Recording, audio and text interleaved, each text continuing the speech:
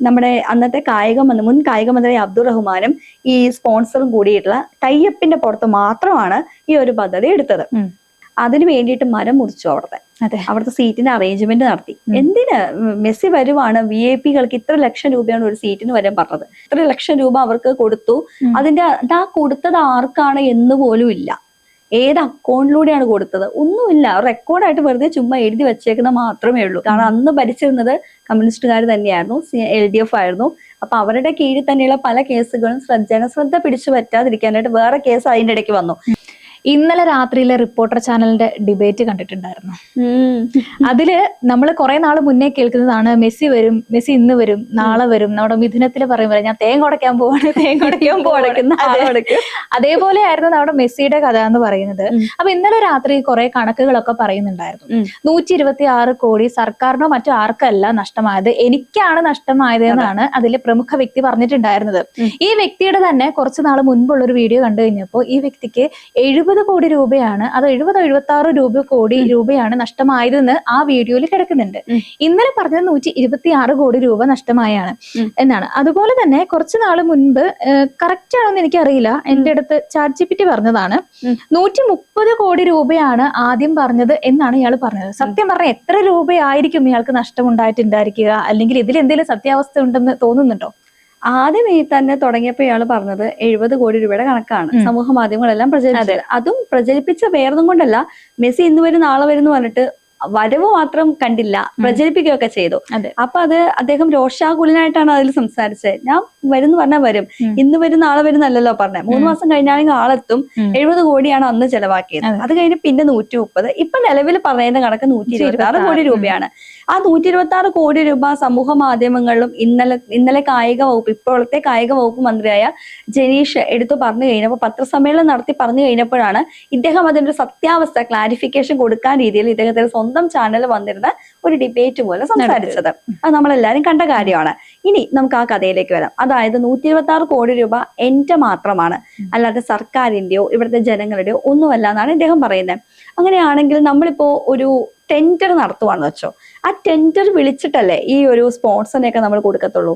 ഈ ഒരു പരിപാടി, അത് മെസ്സി വരുന്നുള്ള ഈ ഒരു പരിപാടിയിൽ ടെൻഡർ ഉണ്ടായിട്ടില്ല. അത് ആദ്യത്തെ വീഴ്ചയല്ലേ? അതെ. കാരണം ടെൻഡർ വെക്കുമ്പോൾ തന്നെ ഒരുപാട്, ഇപ്പൊ ഈ 126 പറഞ്ഞു, ചിലപ്പോൾ 124, ചിലപ്പോൾ 70, ആ കോടി രൂപയുടെ പല വേരിയേഷൻസ് വരും. അപ്പൊ അതിൽ ഏറ്റവും സ്യൂട്ടബിൾ ആയിട്ടുള്ള, അതായത് നമുക്ക് കുറഞ്ഞ ചെലവിൽ നമുക്ക് എല്ലാം സെറ്റായി കിട്ടുന്ന ടെൻഡർ ഏതാണോ ആ ടെൻഡറിനെയാണ് നമ്മൾ എപ്പോഴും അക്സെപ്റ്റ് ചെയ്യാറുള്ളത്.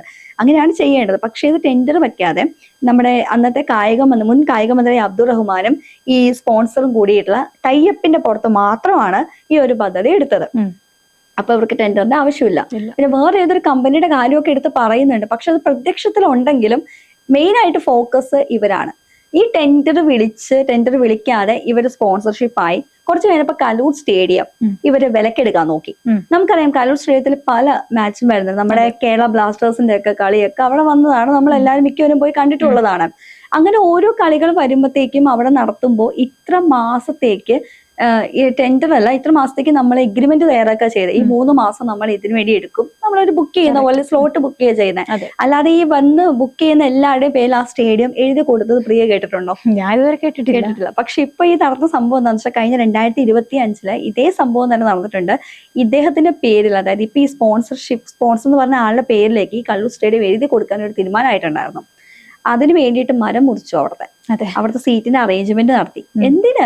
മെസ്സി വരുവാണ്, VIP-കൾക്ക് ഇത്ര ലക്ഷം രൂപയാണ് ഒരു സീറ്റിന് വരാൻ പറഞ്ഞത്.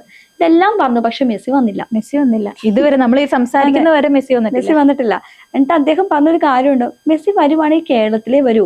നമ്മുടെ അബ്ദുൾ റഹ്മാനും പറഞ്ഞിട്ടുണ്ട്, അതേപോലെ ഇദ്ദേഹവും പറഞ്ഞിട്ടുണ്ട് മെസ്സി വരുവാണെങ്കിൽ കേരളത്തിൽ വരും.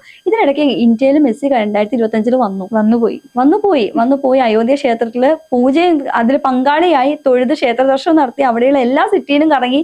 മെസ്സി മാത്രമല്ല, ആ ടീമും വന്നിട്ടാ പോയത്. എന്നിട്ട് നമ്മുടെ കേരളത്തിലേക്ക് വന്നു. പക്ഷെ ഇവരറിഞ്ഞില്ല.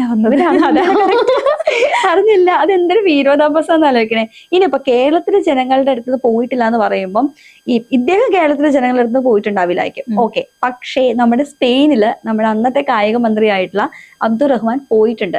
13,04,000 രൂപയുടെ ചെലവ് അതിൽ എഴുതിയിട്ടുണ്ട്. ഈ SDF ഫണ്ട് എന്നാണ്, അതായത് സ്പോർട്സ് ഡെവലപ്മെന്റ് ഫണ്ട്. അതിന് ആ ഒരു ഫണ്ട് ഉണ്ട്. ആ ഒരു ഫണ്ടിൽ നിന്നാണ് ഈ എമൗണ്ട് എടുത്ത് മാറ്റിയേക്കുന്നത്. ആ ഫണ്ടിന്റെ മെയിൻ ഉപയോഗം എന്ന് പറയുമ്പോൾ ഈ കായിക പരിശീലനത്തിന് കൊടുക്കാൻ വേണ്ടി ചെലവാക്കുന്ന തുക, അല്ലെങ്കിൽ ഇന്റർനാഷണലോ അന്താരാഷ്ട്രയോ അല്ലെങ്കിൽ ഇവിടെയുള്ള മാച്ച് ഒക്കെ നടക്കുമ്പോൾ അതിന് വേണ്ടിയിട്ട് ചെലവാക്കാനുള്ള തുക, ആരെങ്കിലും ഒക്കെ പോയി കാണാനുള്ള തുക, എന്തെങ്കിലും ഡൊണേഷൻ ആയിട്ട് കൊടുക്കാനുള്ള തുക, ഇതൊക്കെയാണ് ആ ഫണ്ടിൽ മെയിൻ ആയിട്ടുള്ളത്. അങ്ങനെ വരുമ്പോൾ ഇദ്ദേഹം പോയോണ്ട് കുഴപ്പമൊന്നുമില്ല. പക്ഷെ പോയിട്ട് ഇദ്ദേഹം പറഞ്ഞൊരു കാര്യമുണ്ട്, സ്പെയിനിൽ പോയി ഞങ്ങള് മെസ്സിനെ കണ്ടു, മെസ്സി തിരിച്ചു വരുന്ന എഗ്രിമെന്റ് ഒരു സൈൻ ചെയ്തു എന്ന് പറഞ്ഞു. ഇതെല്ലാം അവിടെ നിൽക്കുന്ന ന്യായങ്ങളാണ്. പക്ഷെ ഇന്നലെ നമ്മുടെ കായിക മന്ത്രി വന്ന് പറഞ്ഞേക്കണം എന്താണെന്നറിയോ, ഇവരൊരു മെയിൽ അങ്ങോട്ട് അയച്ചു, മെസ്സി വരണം എന്ന് പറഞ്ഞൊരു മെയിൽ അയച്ചു. പക്ഷെ അതിന് ഇതുവരെയായിട്ട് റെസ്പോണ്ട് കിട്ടിയിട്ടില്ല. ഇത് രണ്ടും തമ്മിൽ മാച്ച് ആവണില്ലല്ലോ അങ്ങോട്ട്. അതെ, റെസ്പോണ്ട് കിട്ടിയില്ല. അപ്പൊ റെസ്പോണ്ട് കിട്ടാത്ത ഒരു സ്ഥലത്തേക്ക് അദ്ദേഹം എങ്ങനെയാണ് അവിടെ പോവുക? ഇപ്പൊ നമ്മളൊരു കാര്യം അയക്കുമ്പോൾ അതിന് തിരിച്ചൊരു കൺഫർമേഷൻ കിട്ടിയാലേ നമുക്ക് ബാക്കിയുള്ള കാര്യങ്ങൾക്ക് പ്രൊസീഡ് ചെയ്യാൻ പറ്റത്തുള്ളൂ. ഇവിടെ ആ സംഭവം ഉണ്ടായിട്ടില്ല. അപ്പൊ ഈ റിപ്ലൈ കിട്ടിയിട്ടില്ല, അതായത് ഒരു തെളിവും ഇല്ല, വരുന്നുള്ള ഒരു റെക്കോർഡും ഇല്ല. പക്ഷെ എനിക്ക് തോന്നുന്നു എന്തോ ഒരു ഫോട്ടോ, അവിടെ പോയ ഫോട്ടോ എന്തോ സമൂഹ മാധ്യമങ്ങളിലൊക്കെ പ്രചരിച്ചത് ഞാൻ കണ്ടിട്ടുണ്ടായിരുന്നു. പക്ഷെ വേറൊരു സംഭവമില്ല, അദ്ദേഹം ഇങ്ങോട്ട് വരുന്നുള്ള ഒരു ഉറപ്പ് കൊടുത്തതോ ഒന്നുമില്ല. ഇപ്പൊ ഇത്ര തുക അവർക്ക് കൊടുത്തു എന്ന് പറഞ്ഞിട്ടുണ്ട്, ഇത്ര ലക്ഷം രൂപ അവർക്ക് കൊടുത്തു.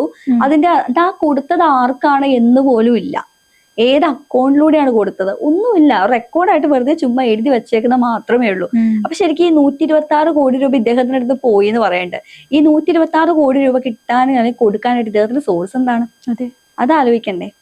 കാരണം കേവലം റിപ്പോർട്ടർ ചാനൽ മാത്രം വെച്ചിട്ടാണോ ഇത് നമുക്കറിയത്തില്ല. എന്താണെങ്കിലും ഇദ്ദേഹത്തിന്റെ കുടുംബത്തിനെതിരെ വേറെ ഒരു വളരെ പ്രമാദമായിട്ടുള്ള ഒരു കേസുണ്ട്, മൂട്ടിൽ മരമുറി കേസ് എന്നാണ് അത് പറയുന്നത്. അതുകൊണ്ടാണ് ഇവരെ ശ്രദ്ധിച്ചിട്ടൊന്നും അറിയില്ല, ഈ ഒരു ചാനലിൽ നമ്മൾ ഇടയ്ക്ക് കളിയൊക്കെ ട്രിപ്പോട്ടർ എന്ന് പറഞ്ഞ് കളിയാക്കാറുണ്ട്, ട്രീ പോട്ടർ എന്ന് പറഞ്ഞ് കളിയാക്കാറുണ്ട്. കാരണം ഈ കേസ് വന്നത് 2020-21 കാലയളവിൽ എങ്ങാണ്ടാ വന്നേ.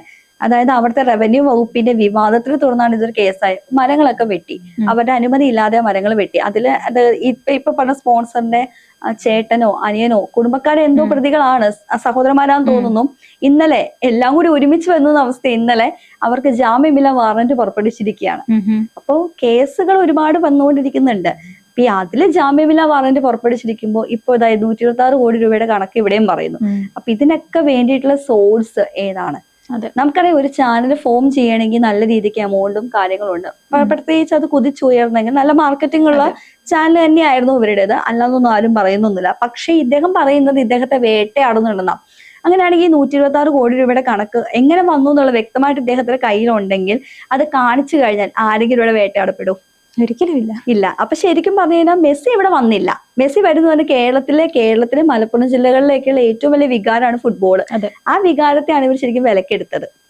വരും എന്ന് പറഞ്ഞാൽ മെസ്സി, എനിക്ക് തോന്നുന്നു കുഞ്ഞു പിള്ളേര് മെസ്സി വരുന്നൊക്കെ പറഞ്ഞിട്ട് എന്തൊക്കെയോ എക്സൈറ്റ്മെന്റ് ഒക്കെ ആയിരുന്നു ആ സമയത്ത്. അതെല്ലാം പൊട്ടി പാളീസായി. അത് മാത്രമല്ല, മെസ്സിയെ കാണാൻ വേണ്ടിയിട്ട് ടിക്കറ്റ് എടുക്കണേന് ഇത്ര ലക്ഷം രൂപ, എനിക്ക് 1,50,000 VIP എങ്ങാണ്ടും ഉണ്ടായിരുന്നു. അതെല്ലാം ഇരിക്കുമ്പോഴും പക്ഷെ മെസ്സി ഇവിടെ വന്നിട്ടില്ല. ഇത് ശരിക്കും ഒരു സ്കാം തന്നെയാണ് നടന്നേക്കുന്നത്, വലിയ രീതിയിലുള്ള സ്കാം തന്നെയാ.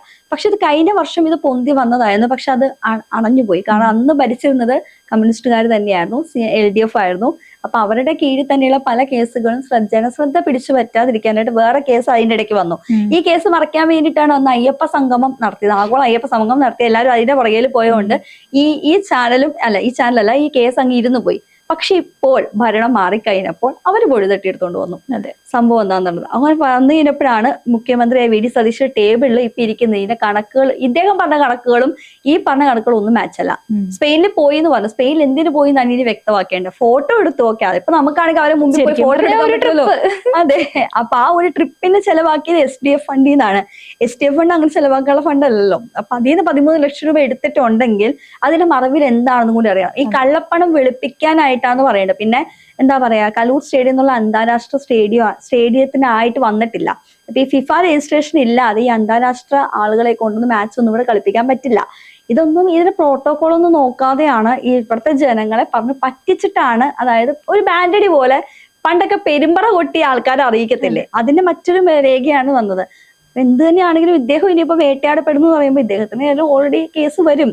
കാരണം ഈ 126 കോടി രൂപയുടെ സോഴ്സ് കാണിക്കേണ്ടി വരും. പിന്നെ എന്തിനാണ് ഈ സ്പോൺസർ, ടെൻഡർ അല്ലാതെ സ്പോൺസർ എങ്ങനെ ആയെന്ന് ചോദിക്കും.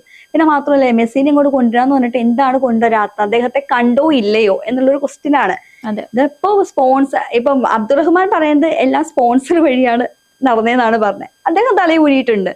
അപ്പോഴും സ്പോൺസർ ഒരിക്കലും മന്ത്രിയെ തള്ളി പറഞ്ഞിട്ടില്ല.